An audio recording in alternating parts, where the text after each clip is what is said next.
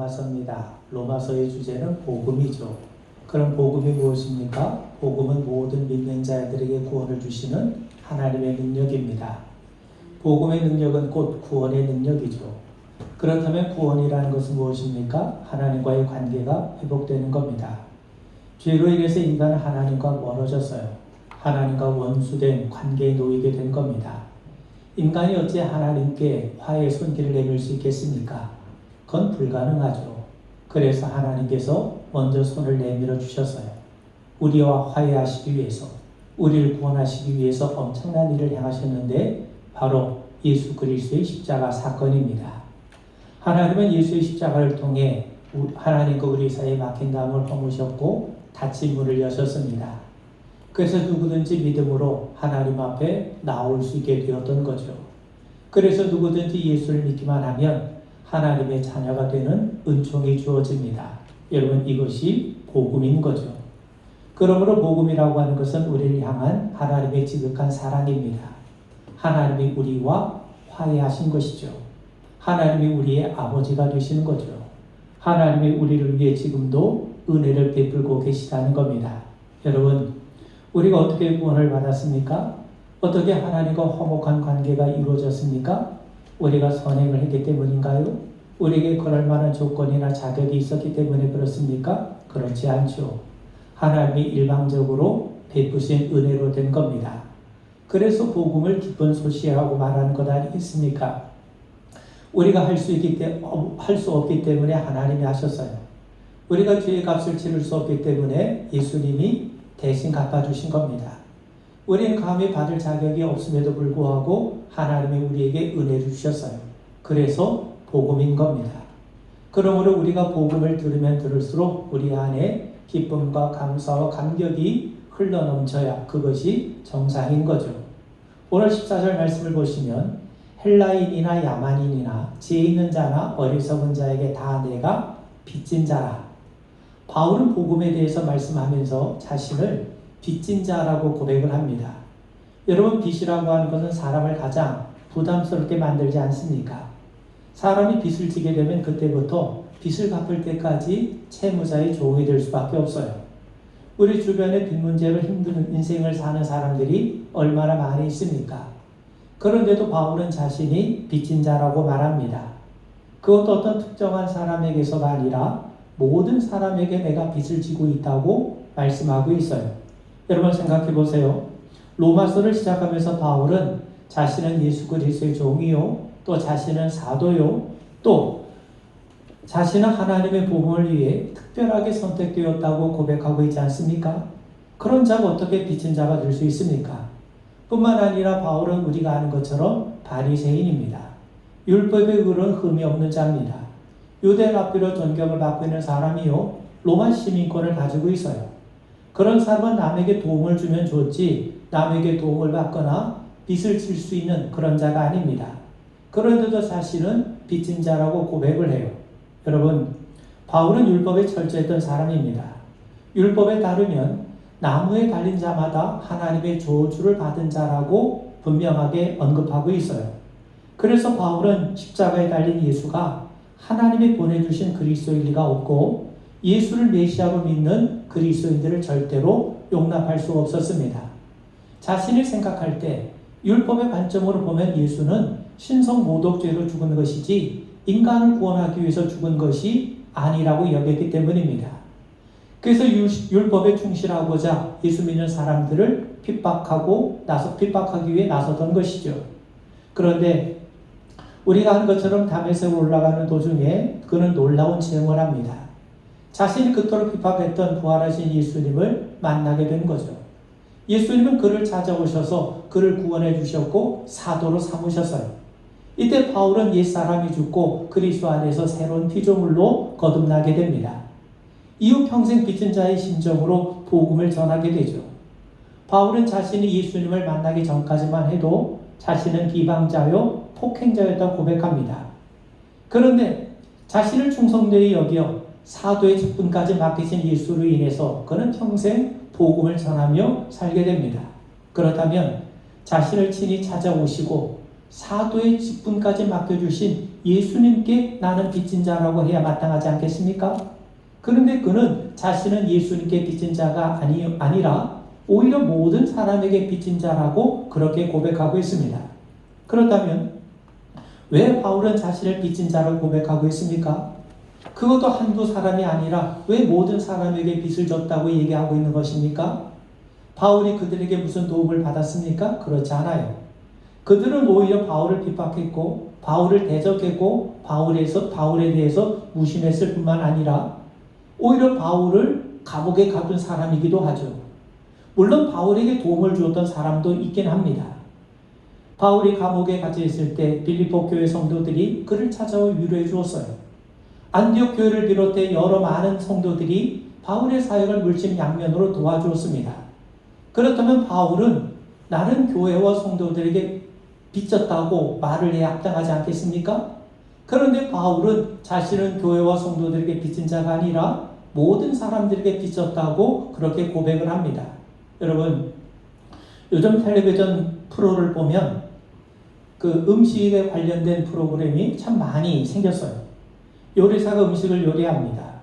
또 방송 진행자들이 함께 음식의 맛을 맛보며 감탄을 해요. 그들의 표정을 가만히 살펴보면 그 음식이 얼마나 맛있을까 하는 그런 궁금증도 자아내게 만듭니다. 예전에 제가 시골에서 목회할 때 우리 아이들이 즐겨보는 방송 프로 가운데 한 방송 가운데 VJ 특공대라고 하는 게 있었어요. 그 방송에 보면 매번 맛집을 소개하는 장면이 나옵니다. 사람들이 음식을 먹으면서 좋은 음식점에서 좋은 음식을 먹으면서 아주 엄지손가락을 치켜 세우면서 너무 맛있어하고 너무 행복해하는 모습이 나와요. 그러면 아이들은요, 야 행복하겠다.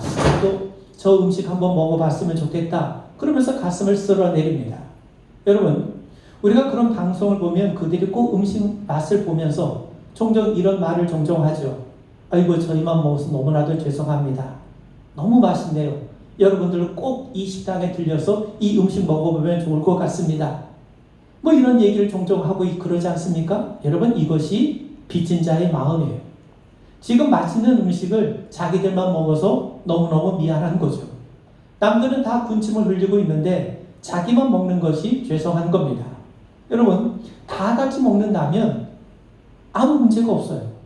근데 남들이 먹지 못하는 것을 지금 자기들만 먹고 있기 때문에 그 맛을 맛보고 있기 때문에 왠지 송구한 거예요.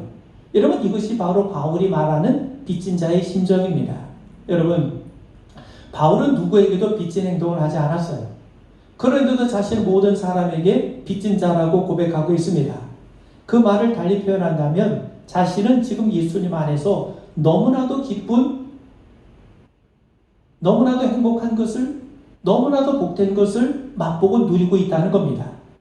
자신은 지금 예수님 안에서, 복음 안에서 세상 사람들이 아직 맛보지 못하는 너무나도 신령한 은혜를 맛보고 있다는 거예요. 여러분, 예수를 대적했던 자를 구원해 주신 것만도 엄청난데 사도의 직분까지 맡기셨어요. 뿐만 아니라 고린도후서 12장에 보면 주님이 바울을 셋째 하늘로 이끌어 가셔서 천국의 신령한 모습까지 보게 하십니다. 그리고 달려갈 길을 다 마치고 난 다음에는 하나님께서 예배해 놓으신 의의 면류관이 자신을 기다리고 있음을 알고 있어요. 비록 육체의 가시가 있음에도 불구하고 약함에 처해 있다 하더라도 그 약함을 통해 하나님의 더 크고 강한 능력이 나타남을 그는 체험하고 있습니다. 한마디로 말하면 바울은 지금 그리스도 예수 안에서 복음의 기쁨을, 그 복음의 감격을 맛보고 누리고 있는 거예요. 죄인의 개수 같은 자신에게 임한 하나님의 은혜를 생각할 때 그는 너무나도 기쁘고 감격스러운 겁니다. 그는 지금 세상에 줄 수 없는 평강을 누리고 있어요. 그렇지 않고서 어떻게 그는 감옥에서 온몸이 묶인 상태에서 하나님을 찬양할 수 있겠습니까? 그런데 여러분, 대부분의 사람들은 예수님을 모르고 있습니다. 구원의 문이 열렸는데도 불구하고 들어가려고 하지 않습니다. 구세주가 오셨음에도 불구하고 사람들은 그를 외면하고 있어요. 진정한 왕이 오셨음에도 불구하고 냉담하게 거부하고 있습니다. 복음이 들려짐에도 불구하고 사람들은 애써 귀를 막고 있습니다. 바울은 자신은 지금 예수님 안에서 참된 생명을 맛보고 참된 생명을 찾아서 기쁜데 사람들은 지금 예수 밖에서 어리석고 헛된 것을 찾아 헤매고 있는 것이 너무나도 안타까운 겁니다. 그런 모습을 보며 한편으로는 미안하기도 하고 다른 한편으로는 참으로 안타까운 거예요. 세상 사람들이 누리지 못하고 있는 신령한 은혜를 바울은 예수님 안에 누리고 있는데 정작 자신이 누리고 있는 것을 세상 사람들은 알지도 못하고 누리지도 못하고 있는 겁니다. 자신은 지금 그리스도 안에서 복음의 맛을 맛보고 있는데 지금 사람들은 그리스도 바깥에서 그리스도께서 주시는 복음의 기쁨과 감격을 맛보고 있지 못하는 겁니다. 그래서 자신만 이런 은혜와 기쁨을 누려도 되는지 괜히 미안한 마음이 들고 송구한 마음이 든 거죠. 그리고 그들이 예수 안에서 기쁨을 누리지 못하는 것은 자신이 그들에게 복음을 제대로 전하지 못한 탓으로 여기고 있어요. 그 상태를 바울은 빚진 자라고 표현하고 있는 겁니다. 그래서 바울은 자신은 예수에게 빚진 자가 아니라 교회와 성도들에게 빚진 자가 아니라 모든 사람들에게 빚진 자라고 고백하고 있는 겁니다. 왜 그렇습니까? 나는 지금 예수 안에서 예수님이 주시는 기쁨을 누리고 있어요. 반면에 사람들은 예수를 바깥에서 예수가 주시는 기쁨을 누리지 못하고 있기 때문인 겁니다. 그래서 자신을 빚진 자로 고백하고 있는 겁니다. 여러분, 바울은 빚진 것이 없음에도 빚진 자의 심정을 가지고 있어요. 상대방과 아무 관계 없는데도 상대방의 모습을 안타깝게 여기고 마치 자신이 그에게 빚진 것처럼 여기고 있습니다. 그들이 예수 안에서 복음의 기쁨을 누리지 못하고 있는 것은 자신이 그들에게 복음을 전하지 못했기 때문에 자신이 그들에게 빚을 졌기 때문이라고 안타까워하고 있습니다. 자신은 그리스도 안에서 기쁨을 누리고 있는데 그들은 그리스도 바깥에서 기쁨을 누리지 못하는 그 모습을 보면서 이것이 바로 자신의 책임임을 착각하고 있는 거예요. 이것이 바로 바울의 심정이었던 겁니다. 그렇다면 여러분, 우리는 어떻게 바울처럼 빚진 자의 심정을 가질 수 있습니까? 비결은 복음을 알아가는 수밖에 없습니다. 우리가 어떻게 아브라함과 같은 믿음의 소유자가 될 수 있습니까? 어떻게 아들을 하나님 앞에 번제로 드릴 만큼 순종의 사람이 될 수 있습니까? 노력한다고 됩니까? 그렇지 않아요. 하나님을 알아가면 되는 거예요. 하나님의 은혜를 체험하면 되는 겁니다. 아브라함이 알았던 하나님, 아브라함이 믿었던 하나님을 우리도 온전히 알게 되면, 그 하나님을 온전히 우리가 믿게 되면 우리도 아브라함과 같은 믿음의 사람, 믿음의 반응을 할 수 있게 되는 거죠. 마찬가지입니다. 복음을 통해서 바울과 같은 벅찬 감동과 환희를 느낀다면 우리도 바울과 같은 고백을 할 수 있게 되는 거죠. 바울처럼 복음 안에서 기쁨을 누려야, 복음의 능력을 체험해야, 복음이 우리에게 주시는 자유의 기쁨을 누려야 그 심정을 우리가 이해할 수 있는 것 아니겠습니까? 그런 차원에서 우리에게 들려진 이 복음을 우리가 알아가고 그 복음의 은혜에 푹 적셔짐으로 정말 우리가 우리 주변에 있는 모든 사람들에게 빚진 자의 심정을 갖게 되는 그런 은혜의 자리까지 나아가게 되기를 주의 이름으로 축원을 드립니다.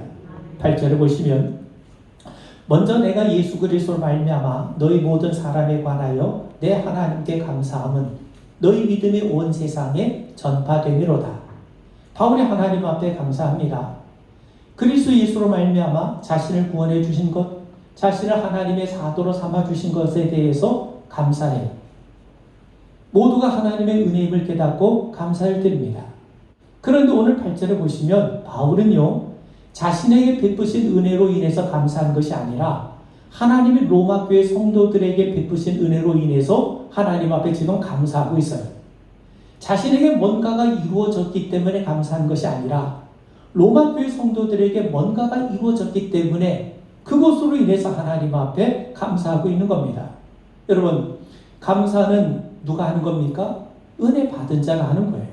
그렇다면 지금 감사해야 될 사람이 누굽니까? 바울이 아니라 로마 교회 성도들입니다.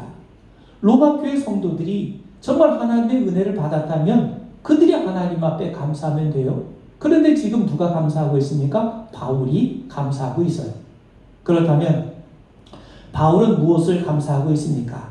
여기 보면 내 하나님께 감사함은 너희 믿음이 온 세상에 전파됨이로다. 로마 교회 성도들의 믿음이 온 세상에 전파되는 것을 보면서 바울이 감사하고 있어요. 바울은 고린도에서 로마서를 쓰고 있습니다. 로마 교회 성도들의 믿음이 고린도 지역까지 들린 거예요. 로마 교회는 바울이 세운 교회가 아닙니다. 정확히 알 수는 없지만 오순절을 지키기 위해서 예루살렘에 왔던 그 디아스포라 유대인들 가운데 일부가 오순절 성령 강림을 통해서 베드로의 설교를 듣고 거기서 주님을 영접하게 된 다음에 다시 로마에 돌아가서 아마 교회를 세우지 않았나 싶습니다. 그런데 바울이 로마서를 쓰고 있던 당시 로마 교회는 굉장히 어려움에 직면하고 있었어요. 로마의 2대 황제였던 이 글라우디오 황제가 로마에 있는 유대인들에게 추방 명령을 내립니다. 그래서 로마 교회 성도들 가운데 상당히 많은 유대 사람들은 황제의 명령에 따라 로마를 떠나야만 했어요. 그러니까 로마 교회를 보면 로마 교회는 유대인과 이방 사람들이 서로 연합해서 교회가 세워졌는데 유대인들이 다 추방당하고 나다 보니까 교인의 수가 반토막이나 되는, 반토막 나는 그런 일이 발생한 겁니다. 그리고 로마 교회를 떠난 이 교인들이 아마 로마 교회 주축 멤버들이었을 겁니다. 주축 멤버들 반이나 떠난 상태에서 교회가 얼마나 힘이 들었겠습니까? 그런데 그런 와중에서도 로마 교회 성도들의 믿음이 얼마나 출중했던지 주변은 물론 저 멀리 고린도까지 그 소문이 들린 거예요. 그만큼 로마 교회는 어려움 속에서도 믿음 위에 굳건히 서 있었던 것이죠. 바울은 그것이 감사했던 겁니다. 그런 모습을 보면 기뻐했던 겁니다. 그래서 로마 교회 성도들의 믿음에 관한 소문을 들으면서 하나님께서 로마 교회를 든든하게 세우셨구나. 그걸 기억하고 깨달으면서 하나님 앞에 감사했던 거죠. 그렇다면 왜 바울은 빚진 자의 심정을 얘기하고 로마 교회가 성도들이 믿음이 자라는 모습을 감사했을까? 여러분, 바울이 예루살렘에서 감옥에 갇히게 됩니다. 그러면서 그가 아그리빠 왕 앞에 서게 됐는데 그 아그리빠 왕 앞에 섰을 때 바울이 뭐라고 얘기를 하냐면 사도행전 26장 29절 이하를 보면 바울이 이르되 말이 적으나 많으나 당신뿐 아니라 오늘 내 말 듣는 모든 사람도 다 이렇게 결박된 것 외에는 나와 같이 되기를 하나님께 원하나이다. 바울이 지금 결박된 상태, 바울이 지금 이 감옥에 갇힌 상태만 제외하고는 모든 사람이 자신과 같아지기를 원한다는 겁니다. 그렇다면 바울의 소원은 뭡니까? 바울의 소원은요, 다른 사람들이 자신과 같이 되는 거예요. 그러면 바울이 자신과 같이 되라는 것은 무슨 말이었겠습니까? 바울은 지금 그리스도 안에서, 복음 안에서 기쁨과 감격을 누리고 있어요. 마찬가지로 바울의 소원은 다름이 아니라 다른 사람들이 지금 내가 감옥에 갇힌 것만 빼고 다 예수 안에서 나와 같이 복음의 기쁨을 누리며 살기를 원한 거예요. 이게 바울의 소원입니다. 여러분, 방금 우리가 바울은 자신이 빚진 자라고 하지 않았습니까? 그렇다고 다른 사람 역시 빚진 자가 되어야 한다고 강요하진 않아요. 그런데 바울이 자신이 빚진 자라고 고백하는 이유를 알면 우리 역시 빚진 자의 심정을 갖게 됩니다. 그만큼 복음의 기쁨과 감격을 누리게 되는 거죠. 여러분, 바울은 지금 숱한 핍박을 견뎌가며 복음을 전했어요. 그런데 어려움 속에서도 굳건하게 믿음을 지켜가고 있는 이 로마 교회 성도들 보면서 바울은 뭘 깨달은 겁니까? 그들 역시 나와 똑같이 복음 안에서 기쁨을 누리고 있구나. 이걸 확신하게 되는 겁니다. 왜냐하면 그들이 복음을 알지 못하면, 복음의 기쁨과 감격이 없으면 그런 어렵고 힘든 상황에서 굳건하게 믿음을 지킬 수 없기 때문이죠. 그래서 바울은 로마 교회 성도들의 굳건한 믿음을 보면서 감사한 거예요. 여러분, 원래 바울이 로마에 가려고 했던 궁극적인 목적은요, 그들의 도움과 후원을 받아서 당시 제국의 땅끝으로 여겨졌던, 세상의 끝이라고 여겨졌던 스페인 지역까지 가서 복음을 전하는 거였습니다. 그래서 그들에게 복음을 전하고 바울이라고 하는 존재를 각인시켜 줌으로써 그들의 후원과 도움을 받으려 했던 거죠. 그런데 알고 보니까 그들 역시 굳건한 믿음의 소유자라는 소식을 알게 되었어요. 그래서 기쁜 겁니다. 단순히 로마 교회라고 하는 든든한 후원자가 생겼다는 사실에 감사하는 것만이 아닙니다. 내게도 복음의 능력이 나타나서 나도 그리스도의 사람이 된 것처럼 로마에서도 복음의 능력이 나타나서 그들도 나와 똑같이 복음에 감격하고 나와 똑같이 그들도 그리스도의 것이 되었다는 사실에 대해서 감격하고 있는 겁니다. 여러분, 바울의 소망은 복음의 능력을 나타난 겁니다. 모든 사람들이 그리스도로 인해서 복음의 능력으로 인해서 바울과 동일한 은혜와 기쁨을 누리게 되는 거죠. 바울과 같은 믿음의 사람이 되는 겁니다. 그런데 그 소망이 지금 로마 교회 안에서 이루어지고 있지 않습니까? 로마 교회 성도들 역시 바울과 같은 믿음의 사람, 바울과 같은 성도가 되었다는 사실에 그는 감사하고 있는 거예요. 여러분, 요즘은 개성시대 아닙니까? 남보다 튀어야 사는 시대입니다. 그래서 차별화에 성공해야 사람들의 주목을 받는 시대죠. 그런데 우리는 다른 사람이 자신처럼 되는 것을 기뻐해야 됩니다. 왜 그런 줄 아십니까? 우리는 성도잖아요. 우리는 하나님의 자녀 아닙니까? 우리는 죄를 용서받은 자 아닙니까? 우리는 구원받은 자 아닙니까? 우리는 하나님 나라를 유업으로 약속받은 자 아닙니까? 이것보다 중요한 것이 뭐가 있겠습니까? 아무리 우리가 남들과 차별화를 이루어서 성공했더라도 성도가 아니라면, 하나님의 자녀가 아니라면, 죄 용서받은 구원받은 백성이 아니라면 아무것도 아닌 것 아닙니까? 그러므로 세상을 닮아가는 자가 아니라 세상이 우리처럼, 세상이 성도처럼 되는 것을 기뻐해야 되는 거예요. 그들도 예수님의 사람이 되는 것을 기뻐할 수 있어야 되는 겁니다. 전에는 내가 그리스도를 믿고 내가 성도가 되고 내가 하나님의 자녀가 된 것 때문에 기쁜 심정이었다면 이제는요, 다른 사람도 나처럼 성도가 되고 그리스도를 알게 되고 진리를 알게 되고 하나님의 소유된 하나님의 백성이 되는 사실을 알고 기뻐하고 감사할 수 있어야 되는 겁니다. 이게 바로 바울의 감사인 거예요. 그러면서 10절에 보면 어떻게 하든지 이제 하나님의 뜻 안에서 너희에게로 나아갈 좋은 길 얻기를 구하노라. 여러분, 바울이 로마에 가고 싶은 이유는요, 복음을 나누기 싶었기 때문입니다.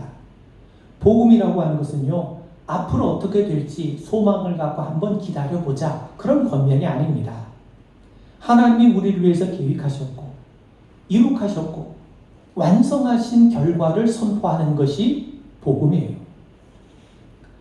예수님이 죄를 이기셨다는 선포입니다. 예수님이 이기셨으니까 그 승리의 기쁨을 함께 나누자는 초대인 겁니다. 예수님이 구원하셨으니 이제 구원의 기쁨을 누리자는 거예요. 하나님이 우리를 자녀 삼으셨으니 이제 하나님의 자녀로서 하나님을 믿고 의지하며 살자는 초대인 겁니다. 예수님이 우리 주인이 되셨으니 이제 그분을 따르고 순종하자는 겁니다.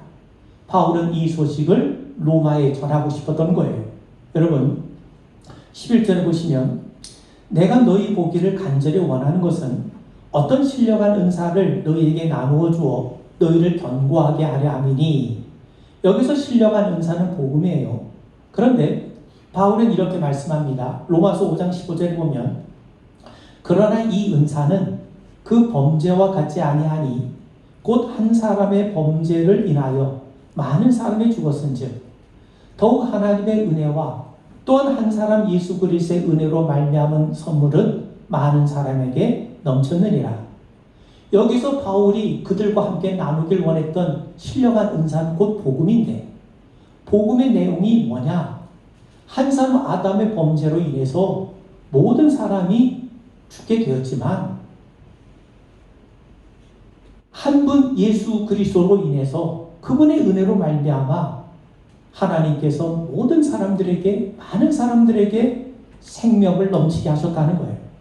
무슨 말이냐면, 여러분, 성경적으로 말하면 인간의 본질적인 문제는 죄입니다. 죄는 하나님과 상관없는 상태에 있는 자리가 죄입니다. 그렇다면 인간의 가장 복된 상태는 뭡니까? 멀리 떨어졌던 인간이 하나님과 연합하는 거죠. 그러기 위해서는 죄에서 벗어나야 돼요. 죄는 거대한 늪지대와 같아서 우리가 힘쓰면 힘쓸수록 더 깊이 빠져들어갑니다. 누군가가 건져줘야 되는데 그분이 바로 예수님이세요. 그러므로 죄인된 우리가 죄에서 건짐을 받아서 하나님의 백성이 되었다는 사실보다 더 좋은 것은 없습니다. 복음보다 더 귀한 것은 없는 거예요. 교회에서 복음을 전하고 가르치는 것보다 더 귀한 것은 없는 겁니다. 그래서 하나님은 교회를 말씀 위에 세우신 거예요. 교회의 사명이 뭡니까? 바로 그리스도께서 행하신, 그리스도께서 완성하신 복음을 드러내는 거죠. 여러분 11절 12절을 제가 다시 읽어보면 바울이 복음을 전한 목적이 나옵니다. 너희를 견고하게 하려 함이니 이는 곧 내가 너희 가운데서 너희와 나의 믿음을 말미암아 피차 안위함을 얻으려 함이라. 신령한 은사인 복음을 함께 나누고 구원의 내용을 함께 확인하고 성경의 진리를 가르치고 배운 결과가 뭐냐? 서로 견고해지는 거예요. 왜 신앙이 흔들립니까? 견고하지 못하기 때문이죠. 왜 견고하지 못합니까? 바르게 알지 못하기 때문입니다. 여러분, 우리 믿음을 견고하게 하기 위해서 뭔가 새로운 게 필요한 게 아닙니다. 믿음은 들음에서 나고 들음은 그리스도로 말미암는다고 말씀하지 않습니까? 우리가 예수님에 대해서 들을 때, 복음에 대해서 들을 때 우리의 믿음이 자라나는 겁니다. 말씀의 능력이 있어요. 말씀이 심령의 뿌리를 내릴 때 믿음이 자라는 겁니다. 그러므로 우리는 들어야 됩니다. 하나님이 어떤 분이신지, 하나님께서 무슨 일을 행하셨는지, 예수 그리스도께서 무슨 일을 행하셨는지, 그분의 행하심으로 예수님의 사역으로 인해서 우리가 어떻게 달라지고 변화되었는지 바로 알아야 됩니다. 예수를 통해 내가 구원받았어요. 내가 성도가 되었어요. 내가 하나님의 자녀가 되었어요. 내가 하나님과 화목하게 되었어요. 내가 하나님 앞에 받아들여지게 되었어요. 이걸 아는 것이 중요합니다. 여러분, 확실히 아는 일에 대해서는 타협하거나 흔들리지 않아요. 잘 모르는 일, 분명하지 않기 때문에 여지없이 흔들리는 겁니다. 그래서 바울은 로마에 있는 성도들에게 새로운 뭔가를 제공하려는 것이 아니에요. 그들이 구원받았고 그들이 하나님의 자녀가 되었음을 알리는 겁니다. 왜 그렇습니까? 신앙의 내용을 바르게 아는 것으로 견고해질 수 있기 때문이죠. 사람들은 바르게 아는 것보다 행함을 강조할 때가 있어요. 행함 중요하죠. 그런데 알지 못하고 행하는 것이 가장 위험하지 않습니까? 헛된 열심이 될 수 있고 변질될 수 있기 때문이에요. 신앙의 행동이라고 하는 것은요, 복음을 알고 난 결과로서 나와야 됩니다. 그래서 예수님이 산상수훈을 말씀하시면서 지혜로운 사람은 누구냐? 말씀을 듣고 행하는 자예요. 어리석은 자는 누구냐? 말씀을 듣지 않고 제멋대로 행하는 자입니다. 바울 역시 로마서를 우리에게 말씀하면서 그 전반부에 뭘 얘기합니까? 우리 인간의 행함을 얘기한 것이 아니라 그리스도께서, 하나님이 그리스도 예수를 통해서 우리에게 이루신 복음의 이야기를 전해주고 난 다음에 비로소 후반부에 성도들의 행함, 실천적인 삶을 말하고 있지 않습니까? 여러분, 세상적인 것, 인간적인 것을 나눠주면 주는 사람이 있고 받는 사람이 나눠져요. 그런데 복음을 나누는 것은요, 하나님의 것을 나누는 것이기 때문에 주는 사람이나 받는 사람 사이에 차별이 생기지 않습니다. 주는 사람이 받는 사람보다 우월하고 받는 사람이 주는 사람보다 열등한 것이 아닙니다. 만약 인간의 것을 나눈다면 주는 자의 교만이 존재하고 받는 자의 비굴함이, 열등함이 생기지 않겠습니까? 그런데 복음은 그렇지 않습니다. 복음은 하나님의 것을 나누는 거예요. 그렇기 때문에 준다고 해서 교만할 수 없고 받는다고 해서 열등한 것이 아닙니다. 여러분, 복음이 뭡니까? 그리스도 예수를 통해 우리 모두가 하나님과 화해했다는 겁니다. 하나님의 자녀가 되고 성도가 되었다는 겁니다. 복음은 내가 구원받았다는 사실에 혼자 감격하고 즐거워하는 것이 아닙니다. 함께 나눔으로, 그렇게 함으로써, 서로가 복음을 함께 나눔으로써 우리 믿는 자들이 서로 견고해지고 안위를 얻게 되는 겁니다. 여러분, 복음을 나눌 때 하나님의 은혜를 더 깊이 깨닫게 됩니다. 그 결과 믿음은 견고해지고 서로 안위를 얻게 돼요. 이게 바로 성도의 열매입니다. 열매를 맺을 수 있는 건 생명이 있기 때문이죠. 열매는 생명 있는 자에게 나타나는 자연스러운 현상입니다. 신앙은요, 억지로 안 돼요. 자연스러운 겁니다. 말씀을 알아가고 자신의 성도됨을 분별하면서 자연스럽게 열매가 드러나는 겁니다. 그러므로 여러분, 하나님을 믿으며 복음을 깨달아가는 것이 중요해요. 우리가 하나님의 은혜를 알면 알수록, 복음의 은혜를 경험하면 경험할수록 우리는요, 자연스럽게 복음의 아름다운 열매를 맺는 그런 삶의 열매가 맺혀질 겁니다. 우리 기도하겠습니다.